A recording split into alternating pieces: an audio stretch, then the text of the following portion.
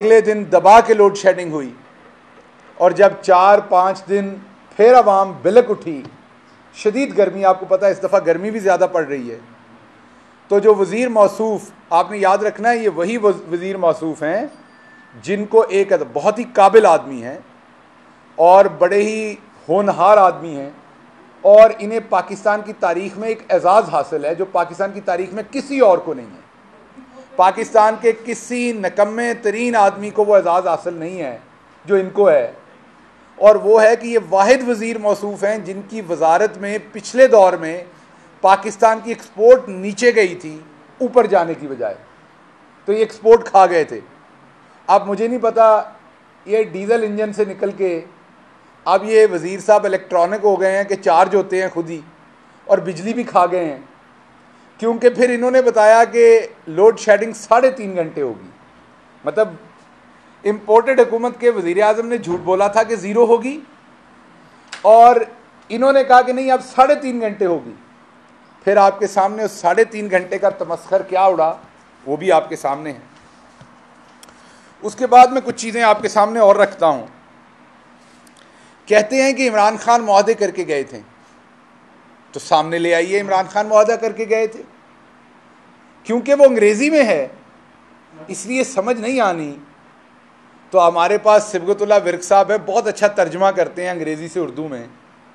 हम इस एक दिन के लिए आपको इनकी सर्विसेज उधार देने को तैयार हैं ताकि आपको एक दफ़ा पढ़ा दें अच्छी तरह से कि वो जिसको आप मुआहदा कह रहे हैं वो IMF की अपनी रिपोर्ट है, मुआहदा नहीं है। मैं दोबारा रिपीट कर दूं, क्योंकि अंग्रेज़ी में है तो आपको गलतफहमी हो रही है। वो मुआहदा नहीं है, वो IMF की अपनी रिपोर्ट है। बिल्कुल आपके ऊपर दबाव है और आप पर तो कई वजूहात की वजह से दबाव है, वो बाद में बताता हूँ। दबाव हम पे भी था, लेकिन इमरान खान ने सबसे पहले एब्सोल्युटली नॉट अडोंगो कहा, फिर एब्सोल्युटली नॉट कहा जब ये कहा गया कि आप आवाम की खाल खींचें। तो जब पूरी दुनिया में पेट्रोल की कीमत, डीजल की कीमत ऊपर जा रही थी, तो इमरान खान ने उसको नीचे करके दिखाया था। और वो जो सब्सिडी देनी थी, ये हमारे साथ मुनाजरा कर लें, वो भी बताएंगे कि हम कहाँ से ले रहे थे, उसका भी पूरा इंतज़ाम किया था। और IMF को सेटिस्फाई किया था हमने, प्रेशर नहीं उनका लिया था, बल्कि उनसे आर्गुमेंट किया था कि हमने अपने निचले तबके को हर सूरत बचाना है। IMF आपको कर्जा देता है, खरीद नहीं लेता आपको। आप उनके गुलाम नहीं हो जाते कि आपने हर बात माननी है। उसके बाद अगर आप देखें 32 रुपए यूनिट साहिवाल कोल प्लांट दे रहा है, महंगी तरीन बिजली पैदा करके दे रहा है, जो आप पे करते हैं, इन्हीं का लगाया हुआ शाखसाना है। बिजली के तमाम महंगे कॉन्ट्रैक्ट जो है, अभी ये 14 रुपए फी यूनिट बिजली महंगी कर चुके हैं जब से ये आए हैं। हमने अपने पूरे टन्योर में शायद 6 रुपए भी नहीं की थी, ये 14 रुपए कर चुके हैं।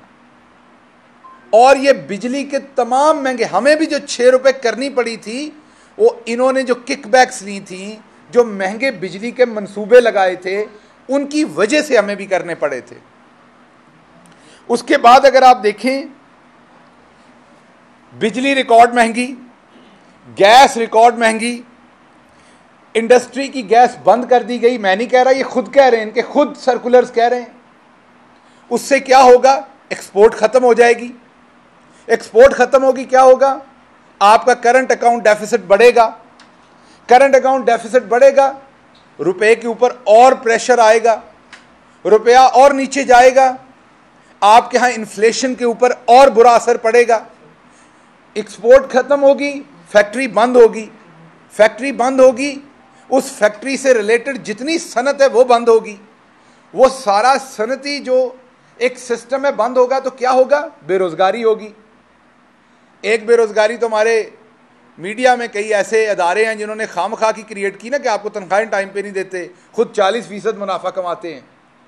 ये सही वाली बेरोजगारी होगी, यहां तो झूठ मूठ आपके सर पे थोपी हुई है। और बेरोजगारी होगी तो आपके सामने फिर क्या होगा? क्राइम भी बढ़ेगा, सब कुछ होगा, फिर भूख अफलास बढ़ेगी। दूसरी तरफ मीडिया मैनेजमेंट की जाती है,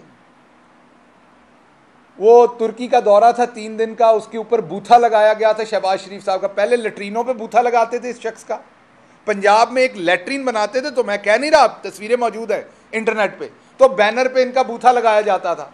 अब मुझे समझ नहीं, बाथरूम जाते हुए इन्हें देखने की क्या ज़रूरत थी लोगों को? क्या उससे बाथरूम करने में आसानी होती थी? माजरत चाहता हूँ ये बात करने में, लेकिन बाथरूम के सामने शहबाज शरीफ की तस्वीर लगाने से क्या डर के बंदा बाथरूम से जल्दी फारिग हो जाता था क्या? मतलब उसका कोई पर्पज़ होगा ना, इनसे पूछें। क्योंकि कल मरियम साहबा कह रही थी किया था करके दिखाएंगे, मैं स्लोगन उनका सही पढ़ दूं, मुझे याद नहीं है, तो पूछना है कि क्या दोबारा बाथरूमों में भी तस्वीर लगाएंगे आप लोग? आपने किया था, अब करके दिखाएंगे आप। तो दोबारा वो एक एयरलाइन का इश्तिहार लग रहा था जिसमें वो पीछे बिल्डिंग थी एक ग्रैंड, जो टूरिस्ट को अट्रैक्ट करती है। 3 दिन का दौरा, मुझे पता चला शायद 26 करोड़ के इश्तिहारात दे दिए गए उसके ऊपर। वजीर आजम हाउस जिसमें इमरान खान साहब ने एक कील नई नहीं लगाने दी, मैं आपको दावे से कहता हूं, एक कील नई नहीं लगाने दी। जब भी कभी बात की उनसे, अगर कोई चीज खराब थी, उन्होंने कहा इसी से काम चलाओ, मैं इसका गवाह हूं। ये भाई बोल टीवी वाले बंदे की बात सुन लें, वो मुझे भी सुना रहा है, बोल वाले जरा ये पीछे बंदे की बात सुन ले, शोर आ रहा है आगे। एक कील नई नहीं लगाई, लेकिन अब 8 करोड़ रुपए का स्विमिंग पूल जो है, और मैंने वो खुश्क स्विमिंग पूल देखा हुआ है, उसमें पानी नहीं भरा हमने पूरे 4 साल, क्योंकि खान साहब ने भरने नहीं दिया। मैं कई दफ़ा गया, मेरा दिल भी किया कि इसमें गोता लगाया जाए, उसके इर्द गिर्द चक्कर लगाया, लेकिन वो खुश्क पड़ा रहा 4 साल, क्योंकि पानी पड़ना था, फिर उसकी सफाई होनी थी, फिर उसमें बंदे लगने थे, फिर बिजली का खर्चा होना था, तो ये काम तो खान साहब करने नहीं देते।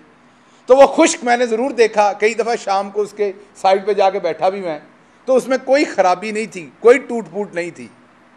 अब 8 करोड़ उस पर किस चीज़ के लिए लगाए गए मुझे नहीं पता। उसके साथ भी 2 बाथरूम बने हुए हैं, हो सकता वहाँ भी इन्होंने अपनी तस्वीर लगानी हो। मैं कभी उन बाथरूमों के अंदर नहीं गया जो पंजाब में बनाए, तो हो सकता है टूटी पे भी लगाते हों, लोटे पे भी अपनी तस्वीर लगाते हों, मुस्लिम शावर पे भी लगाते हों, कमोड के अंदर भी हो सकता है तस्वीरें हों ख़ास किस्म की।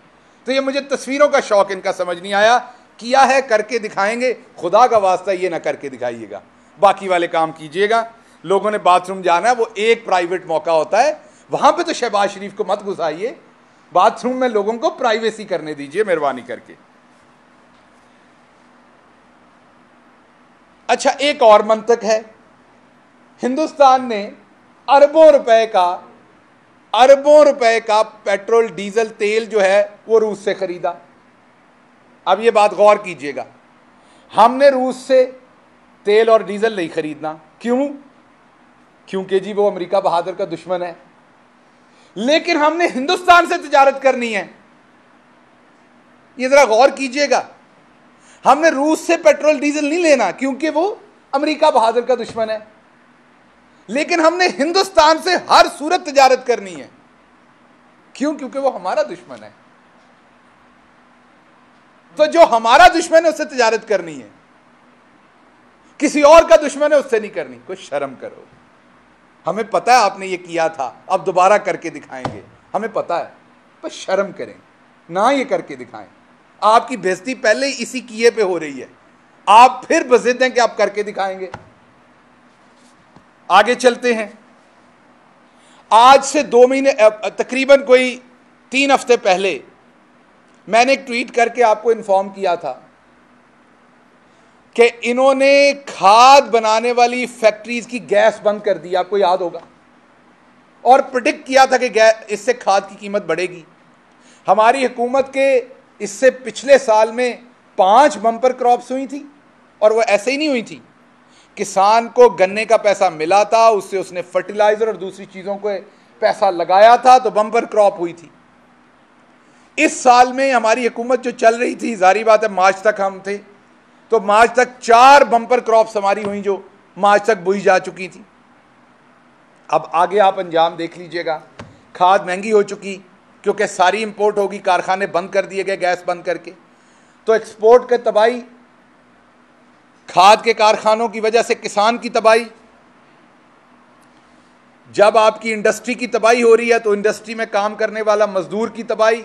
फैसलाबाद में आपको याद है कबाड़ के भाव पावर लूम्स बिकी थी, और इस वक्त मैं खुद 20 ऐसे लोगों को जानता हूं जिन्होंने हमारी हुकूमत में नई टेक्नोलॉजी की पावर लूम्स लगाई, वही शहर जिसमें बंद कर दी गई थी।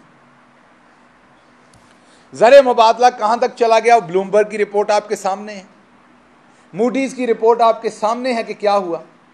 अब मैं वापस आता हूं, अब स्पेसिफिकली बात होगी मरियम बाजी के दावे पर, किया था करके दिखाएंगे। सबसे पहले तो ये बात शुरू हुई थी, अगर आपको याद हो, हुदैबिया पेपर मिल्स, और उससे भी पहले बीबीसी की डॉक्यूमेंट्री मौजूद है। काजी फैमिली के नाम पे जाली अकाउंट्स बनाए गए, उनमें मनी लॉन्ड्रिंग की गई। अब बाजी बिजिद हैं कि किया था करके फिर दिखाएंगे। काजी फैमिली आज तक रोती फिर रही है। फिर हुदैबिया पेपर मिल्स के अंदर जब इसहाक डार पकड़े गए तो उनका बयान हल्फी अदालत के अंदर मौजूद है, रिकॉर्ड पे बयान, कि हाँ मैंने नवाज शरीफ और उसकी फैमिली के लिए मनी लॉन्ड्रिंग की थी। अब ये बिजिद हैं, किया था करके दिखाएंगे। उसके बाद आपके सामने रमजान शुगर मिल केस, आपके सामने इवन फील्ड रेफरेंस, जिसके अंदर बाजी ने कैलबरी फॉन्ट जब आया ही नहीं था तब इस्तेमाल कर दिया था। अब बाजी कह रही हैं दोबारा किया था करके दिखाएंगे। उसके बाद बाजी ने जो 90s में अपार्टमेंट बिके थे उनकी जाली ट्रस्ट डीड बना के जमा की, जिस पर अदालत में झूठी करार पाई। बाजी बिजिद हैं, किया था करके दिखाएंगे। उसके बाद बाजी ने कहा मेरी लंदन तो क्या पाकिस्तान में भी कोई प्रॉपर्टी नहीं है, फिर करोड़ों रुपए की प्रॉपर्टी निकल आई। अब बाजी बिजिद हैं, किया था करके दिखाएंगे। उसके बाद अल अजीजिया रेफरेंस, आशियाना हाउसिंग स्कीम, उसके बाद पंजाब में लाहौर मेट्रो में करप्शन, वो ये दोबारा बताने लगा हूं। इनके ये जो 6 साल का इनका मुआहदा था, 5 या 6 साल का, उसमें ये डॉक्यूमेंट्री मैंने ये आदिल अब्बासी साहब के प्रोग्राम में ARY में डॉक्यूमेंट्री ये बात दी, और उस पर मैं केस भी भुगत रहा हूं डेफेमेशन का। डॉक्यूमेंट्री प्रूफ ये दिया था कि पंजाब हुकूमत ने एक मुआहदा किया जो तकरीबन $3.90 के करीब था पर किलोमीटर बसों का, कि हर बस जो चलती है उसके हर किलोमीटर के $3.90 देने हैं पंजाब हुकूमत ने उस कंपनी को जिसकी बसें थी। यह मुआहदा किया उसी कंपनी, क्योंकि बिड नहीं की थी, एक ही कंपनी को मुआहदा दे दिया था। क्यों दे दिया था, उसकी इन्वेस्टिगेशन होनी चाहिए। किस मुल्क की को कंपनी थी, वहां पर इन्होंने कोई दौरे किए थे कि नहीं, इन सवालों के जवाब होने चाहिए। फिर जब हमारी हुकूमत आई तो हमने उसको एडवर्टाइज किया, प्रॉपर बिडिंग हुई, तो आपको हैरानी होगी वही कंपनी जिसने $3.90 के करीब, एग्जैक्ट 86 थे या 84 सेंट से या 90 सेंट से, बहरहाल $3.90 के करीब जो मुआहदा जिस कंपनी ने किया था फी किलोमीटर का, वही कंपनी आधे पैसों में वही मुआहदा करती है। तो क्या ये शरीफ फैमिली ने करप्शन नहीं की थी? अब ये कह रही थी किया था करके दिखाएंगे, तो साबित शुदा है ना। उसके बाद फिर हमारा मकसूद चपड़ासी आ जाता है बेचारा, अकाउंट में 4 अरब, दूसरे चपड़ासियों के अकाउंट में 16 अरब। अब कह रही हैं किया था करके दिखाएंगे। खुदा का वास्ता दोबारा ना कीजिएगा, साड़ियां चांगरा निकल गई ने पहले तो करन दे नाल। आपने जो कार्रवाई डाली है, पहले लोगों की आंखें बाहर आ गई हैं गुर्बत से। खुदा का वास्ता दोबारा ना करके दिखाइएगा, बहुत कर दिया। 32 जाली कंपनियों के नाम पर मनी लॉन्ड्रिंग की गई, जो मैंने अभी आपको बताया। जब अपने ऊपर बात आई तो कहा हमारे पे तो पाकिस्तान का कानून ही नाफज नहीं होता। वही बेटे जो करप्शन करते हैं अभी भी तुर्की में बैठे हुए थे। फॉर्मल डील्स जो होती हैं, पहले जैसे बिजली घरों की डील्स में बैठा होता था, जिसने सारे किकबैक्स लेने हैं, बाद में कहते हैं हमारे बेटों पे तो पाकिस्तान का कानून ही नाफिज नहीं होता क्योंकि वो यहाँ रहते नहीं। किया था करके दिखाएंगे। हमारे जैसे लोग यहाँ रहते हैं, सारा पैसा कमा के मुल्क में लेके आए, 4 साल पूरे मैं सुनता रहा बैग उठा के भाग जाना है, बैग उठा के भाग जाना है, बैग। और कहते कौन बेशर्म थे? जिनका बाप भागा हुआ था बाहर, जिनके बच्चे भागे हुए थे बाहर, जिनकी तमाम लीडरशिप बाहर भागी हुई थी, पता नहीं किस मुंह से ताना देते थे। अब तो भाई साहब हर चीज वापस आ गई पाकिस्तान में। वो जरा दवाई लैन गया सी उन्होंने भी ले आओ वापस। और अब तो सबको पता है कि वो बीमार कैसे हुआ था और किसने भेजा था। अब तो खुल गई ना बातें सारी, तो अब वापस ले आए। अब तो पंजाब स्पीड की हुकूमत है, बेटी बैठ के बता रही किया था करके दिखाएंगे।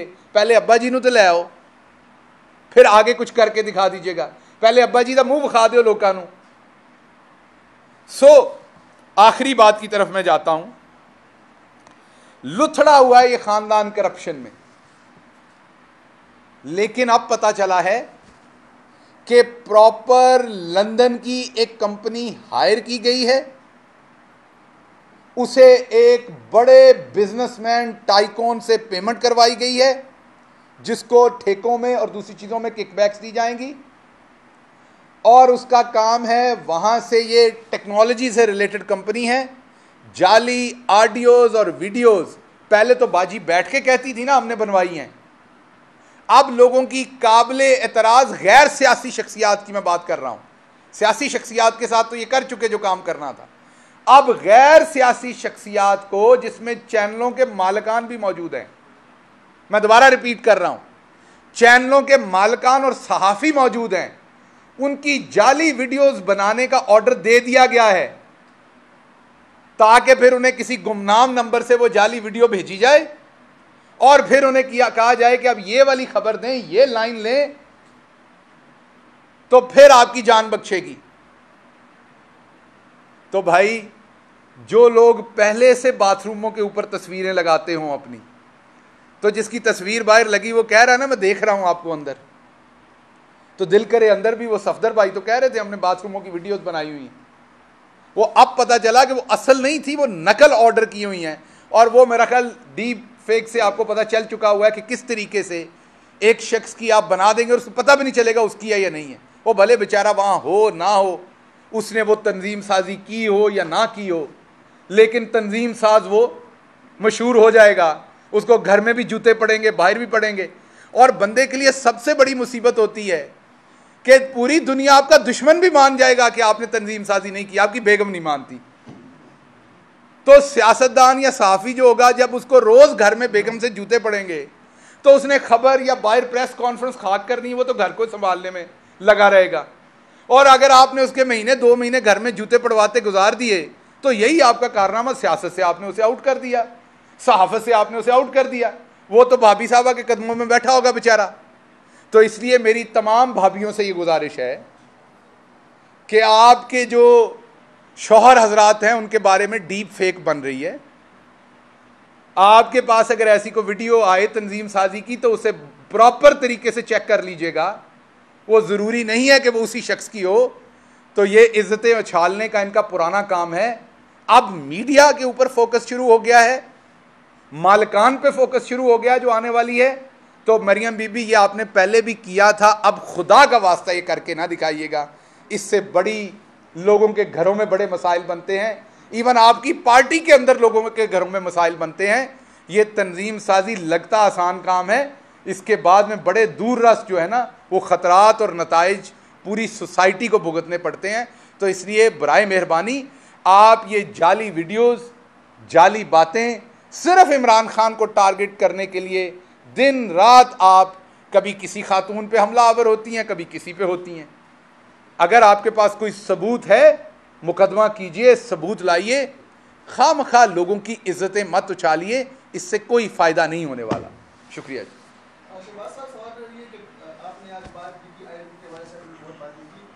स्टार्ट में तो आप लोगों ने कहा था हुकूमत आने से कबल के मर जाएंगे, उनके पास नहीं जाएंगे, फिर आप गए।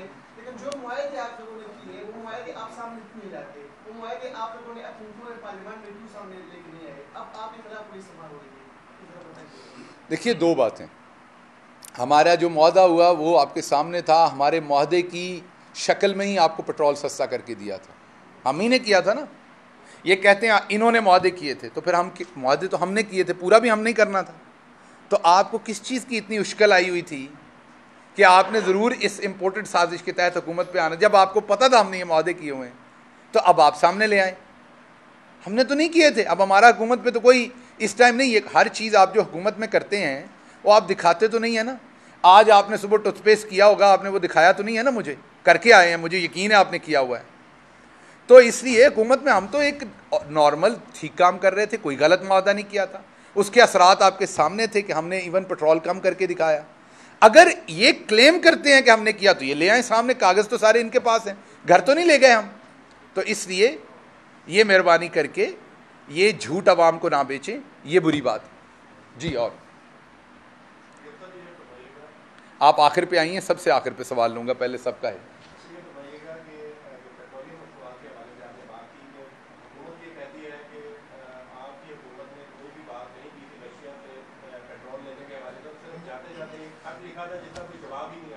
देखिए आपके सामने है कि वो हमारी हुकूमत के दौर के बहुत आखिर में वो दौरा हुआ था। वो दौरा 2019 में नहीं हुआ था, 20 में नहीं हुआ था, आपको पता है कब हुआ था। उसके बाद एक इनफॉर्मल निगोसिएशंस होती हैं, आपको पता हर मुल्क की। फिर आप ऐसे नहीं होता कि आपने आते ही, हम इनकी तरह थोड़ी हैं कि हम जाके कहें, आपके वज़ीर आज़म ने ये पहले कभी नहीं कहा, आप जाके ये कहें कि मैं मांगने नहीं आया। हालात बड़े तंग हैं। अक्सर आपको ट्रैफिक सिग्नल पे लोग ऐसे ही कहते हैं कि मैं मांगने वाला नहीं हूँ। वह हालात बड़े तंग हैं। वो जो पेशावर भिखारी होते हैं ना, वो हमेशा आपके साथ ये करते हैं। जो बंदा दुरुस्त होता है तो चुप खड़ा होता है, और जो आपको ये पूरी कहानी सुना कहता है जी मैं मांगने वाला नहीं हूँ, वह मजबूर हूँ, ये ज़रा देखिएगा। वो पेशावर भिखारी का ये तरीका वारदात होता है। ये पेशावर भिखारी आ गया है, जो मिलना है 20% इसके बेटे ने लंदन ले जाना है, और इन्होंने किया था, ये दोबारा करके दिखाएंगे, याद रखिएगा। और ये बुनियादी तौर पर एक पूरे का पूरा ड्रामा था।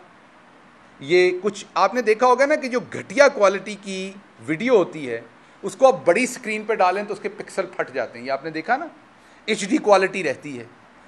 सूबे की स्क्रीन होती है छोटी, कोई भी सूबा हो, उस पर माठी क्वालिटी की वीडियो फटती नहीं है। तो ये पंजाब स्पीड ने वहाँ अपना एक दबदबा बनाया हुआ था, राणा सनाउल्लाह ने बनाया हुआ था। तो छोटी सी टेरिटरी थी ना वहाँ की, यही इनकी राजवाहट थी वहाँ पर। जैसे ही बड़ी स्क्रीन पे बड़े पर्दे पे आए हैं तो आप इनका हाल देखें, ना बात होती है ना चला जाता है। गार्ड ऑफ ऑनर के दरमियान में जो बेचारा वहाँ पर नायब सूबेदार है उसके सामने झुकना शुरू हो जाता है, पता ही नहीं कि कहाँ जाना है, किसको थैंक यू कहना है, कैसे थैंक यू कहते हैं। हालांकि पहले बताया जाता है, गार्ड ऑफ ऑनर शुरू होने से पहले किसी भी प्राइम मिनिस्टर को, किसी भी हेड ऑफ स्टेट को, क्योंकि हर जगह की तरतीब थोड़ी बहुत फ़र्क होती, तो प्रॉपर बताया जाता है कि वो शख्स है, वो इसको लीड कर रहा है, उसको आपने थैंक यू कहना है, किस तरह कहना है।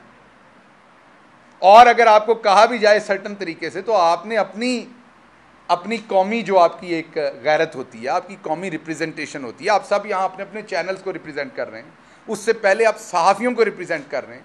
मैं जो भी कहूँ, कोई साथी जो भी कहे, आपने अपना एक मेयार बरकरार रखना है, समझ रहे हैं ना। आप उससे तो नहीं जाएंगे क्योंकि आपकी ट्रेनिंग हुई है। तो हेड ऑफ स्टेट पूरे पाकिस्तान का एम्बेसडर होता है, वहाँ पर रिप्रेजेंटेटिव होता है। उस टाइम वो एक शख्स नहीं खड़ा होता, पूरा पाकिस्तान खड़ा होता है वहाँ पर। तो कोई अकल नू हाथ मारो, ये बाथरूमों के ऊपर से अपनी तस्वीरें उतारें, किसी वाकई सही प्रोजेक्ट्स के ऊपर लगानी है तो लगा लें, वो भी सुप्रीम कोर्ट ने जहाँ मना किया हुआ है ना करें। ये अखबारों में बूथे लगने से बूथे नहीं चलते। बड़े सारे बंदे हैं जो ज़रूरत रिश्ता के इश्तिहार अखबारों में देते हैं पर उनका रिश्ता नहीं होता।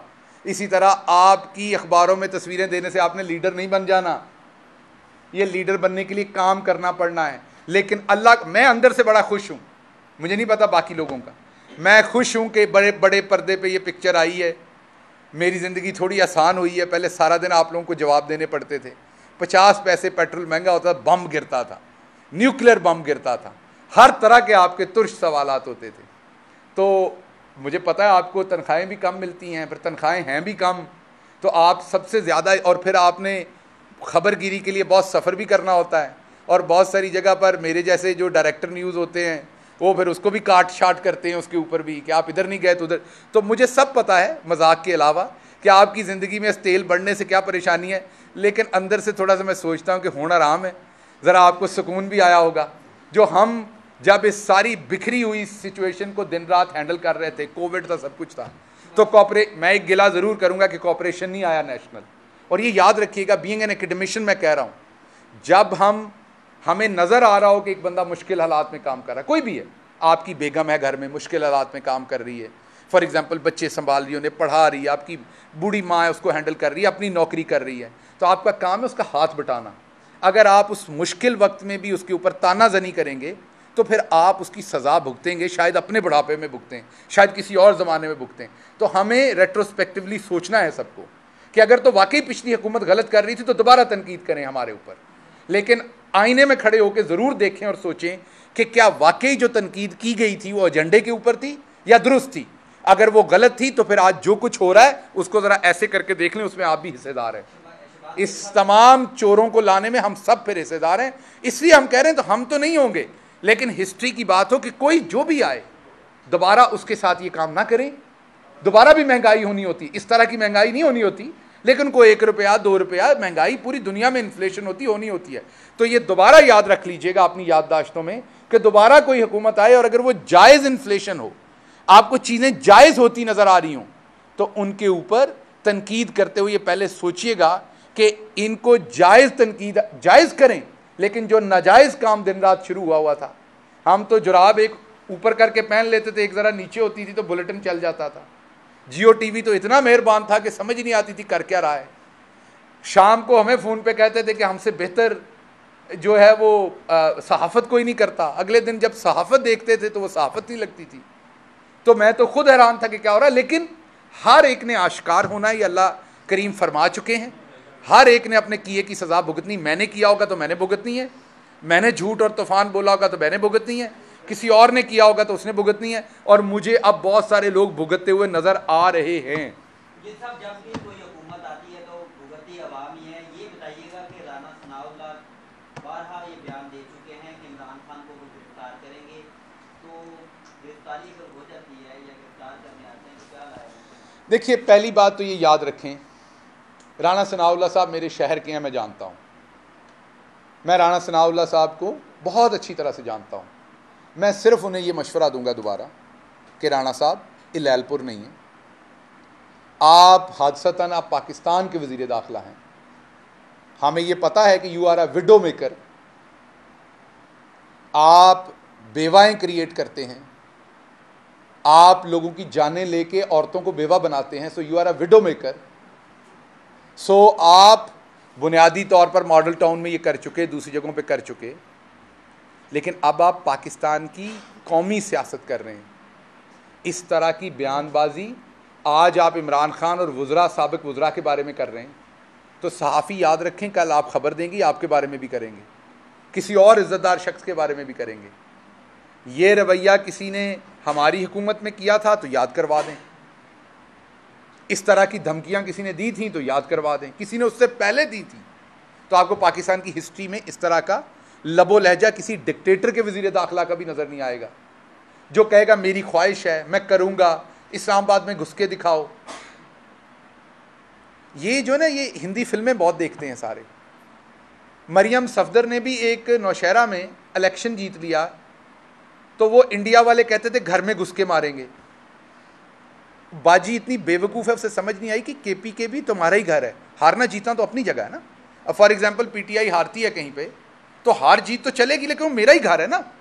PTI फॉर एग्जांपल सियालकोट में सीट हारी है तो वो सियालकोट मेरा ही घर है ना, हारने के बाद वो दुश्मन का घर तो नहीं हो गया। तो ये बीबी की पार्टी एक हादसे की वजह से, खटक साहब का वो स्प्लिट हुआ था, आपको पता है, भाई के साथ, वहाँ जीत गई। तो इनको ये ख्याल नहीं आया कि किसी ज़माने में इनकी भी हुकूमत रही है उस सूबे में, तो ये कह रही घर में घुस के मारेंगे, ये हिंदुस्तानी बन गई एकदम से KPK के लिए। तो ये तो इनकी अकल है। वही काम राना सनाउल्लाह कर रहे हैं कि आप इस्लामाबाद में घुस के दिखाएं। तो भाई ये इमरान खान है, नवाज शरीफ नहीं है जो दवाई लेने भाग जाएगा। बनी गाला है, अगर आपने चलना है मैं ले जाता हूँ साथ, खान साहब बैठे हुए हैं, आपने गिरफ्तार करना है आप आइए, उसके बाद हिसाब आपसे कौम लेगी। मैं और कुछ नहीं कहता, कौम की पाकिस्तान तहरीक इंसाफ की तैयारी है। हम ये सोच के आए हैं, हम ये सोच के इस वक्त के यजीद के सामने खड़े हुए हैं, और आपके अंदर जो बोलता है हमें वो भी पता है। आप अपने कद से जो 20 फुट ऊंची बातें करते हैं हमें वो भी पता है, लेकिन मसला ये है कि हम आपकी तरह के नहीं हैं। पाँव जलेंगे तो अपने बच्चे को पाँव के नीचे नहीं लेंगे, पाँव जलेंगे तो अपने इदारों को गालियां नहीं देंगे। यही तो फ़र्क है सच्चे पाकिस्तानी में, कि वो मुश्किल वक्त में भी अपने परचम, अपने इदारों, अपनी सालमियत की किसी चीज़ के ऊपर गाली गलोच पे नहीं उतरेगा। हम नहीं उतरेंगे, ना उतरे थे, और आपको कुछ ज़रा सा भी हो तो आप उतरेंगे। जी सर। जैसे आपने इदारों की सालमियत की बात की है कि हम साथ करें, joint chief of staff committee ने बड़ा कैटेगोरिकली नेशनल डिफेंस यूनिवर्सिटी में खुलकर इस प्रोग्राम पर बात की, पाकिस्तान का न्यूक्लियर प्रोग्राम, और वाजे किया एक लाइन में कि किसी भी शख्स को इजाज़त नहीं होगी सिवाय इस इदारे के इस प्रोग्राम पर बात करें।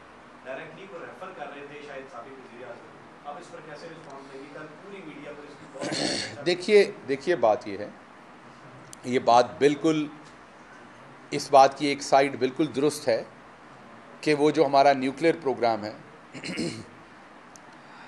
उसके जो रमूज़ हैं, उसके जो हक़ाइक़ हैं, उसकी जो उसके करैक्टरिस्टिक है, माफ़ कीजिएगा, उसकी डिटेल्स हैं जो फ़ौजी एतबार से, दफ़ाई एतबार से, टेक्निकल एतबार से ज़रूरी है, वो किसी पाकिस्तानी को ना करने की इजाज़त होनी चाहिए, ना कोई मुहिब्बे वतन पाकिस्तानी करेगा, क्योंकि वो हमारा सबसे कीमती असासा है। ये चैप्टर तो हो गया क्लोज़। अब अगला चैप्टर है उनकी एक इंटरनेशनल पॉलिटिक्स और इंटरनेशनल रिलेशंस के अंदर उनकी रैमिफिकेशंस है।